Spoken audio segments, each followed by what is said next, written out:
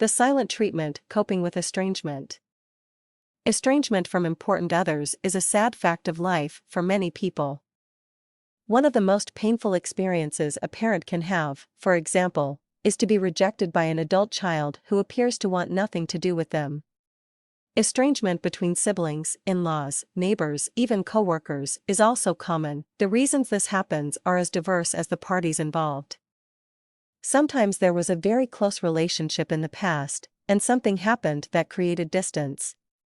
This may have happened either slowly over time or rather suddenly, but once that distance was created, it solidified into estrangement. Or, the relationship was never as close as it could have been, and the gap just kept getting wider, until there was no relationship at all. If you are estranged from someone in your family or social circle, and the estrangement is their choice rather than yours, you are probably feeling rejected.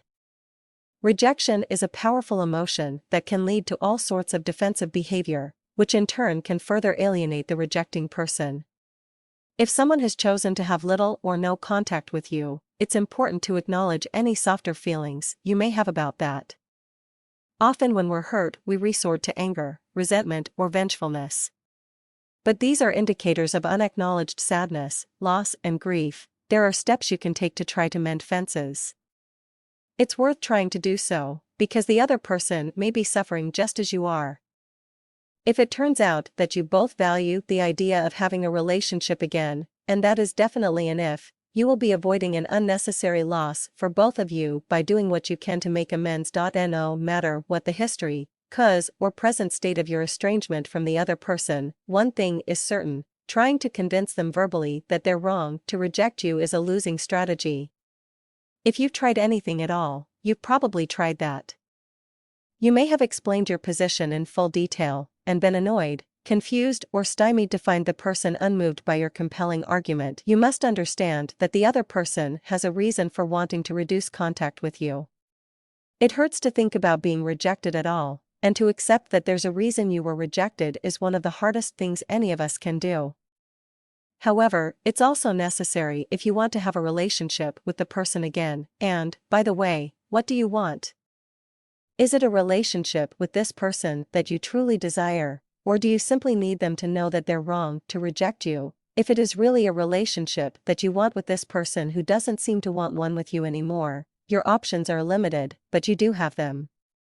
There is much you can do to give the relationship a really good shot, but ultimately, you must realize that there's only so much that's within your control. Don't give up prematurely, though. Here's what you need to know. 1. You are wrong and they are right. No qualifiers, no conditions, no compromises. How they feel is the absolute truth of the matter. This must be your attitude and your belief. People don't end important relationships on a whim. At some point, they really must have felt hurt / unseen / devalued / attacked / vilified / dismissed / damaged / ignored / betrayed / rejected / disrespected by you enough to build that wall.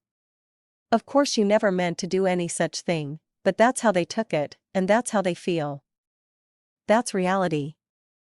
That's a fact. Acknowledge, understand, empathize, and apologize.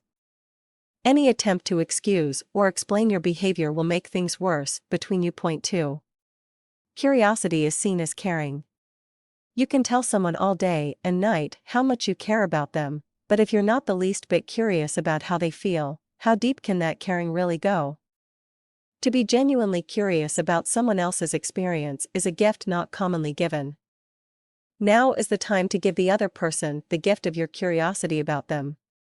You might send a letter or an email acknowledging their rejection of you, taking a guess as to the cause if appropriate, and asking for details of their experience. Finish by asking what you can do to make amends. Make suggestions you know they will appreciate, if appropriate. 3. Make an effort on their behalf. Think of how you might set things right between the two of you, in a way that speaks to the other person. What do they want? What might they need? How can you selflessly be of assistance to them right now? Actions do speak louder than words, so you'll need to balance your curiosity, see number 2 above, with a contribution of active energy. Making an effort. Going out of your way to say or do something meaningful to the other person, rather than to you, will demonstrate your good intentions. Point 4. Validate their feelings and their position. You do not have to agree with their view of what happened in order to do this. You need only understand how they see things from their point of view. Point 5. This is not about you. Your story is not interesting right now to the person who rejected you. They are only interested in their story. Since it was they who initiated the estrangement, your job is to be curious about them, to validate their feelings, and to be available to them in a way that they define as positive or useful. Imagine if you went to a dentist with a sore tooth, and the dentist came into the waiting room and sat down beside you and said, "I know you've got a sore tooth, but I am so upset today I can barely work." Imagine the dentist launching into a story about what's going on at home that's got her so upset. How much do you care, as you sit there with your hand on your cheek and your tooth aching like crazy, about the dentist's problems? When you're hurting, it's hard to be interested in others. Realize that the person who's cut you off has been hurt by you, even if they don't act like it. Point 6. Accept their decision. For whatever reason, no matter what you do, the other person may decide not to let you back into their life. Let them know that you accept their decision, that you genuinely wish them well, and that the door is always open if they change their mind. Acknowledge to yourself the loss of the relationship, and allow yourself to mourn. Accept the new reality of your life without that person in it. You will survive without them. Your life may look and feel different to you, but it will be yours to do with as you please. If they ever do change their mind and come knocking on your door, decide right now to let them find a peaceful, whole person on the other side.